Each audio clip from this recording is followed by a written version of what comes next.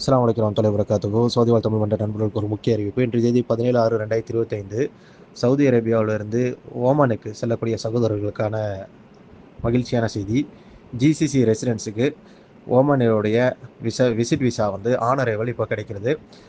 வீட்டு பணியாளர்கள், அதாவது சமையல்காரர்கள், அதே மாதிரி ஓட்டுநர்கள், அதே மாதிரி பணிப்பெண்கள், இவங்களை தவிர்த்து மற்ற எந்த ரெசிடென்ட் ப்ரொஃபஷனில் இருந்தாலும் அவங்களுக்கு ஆனரைவல் விசா ஓமனில் கிடைக்கிது.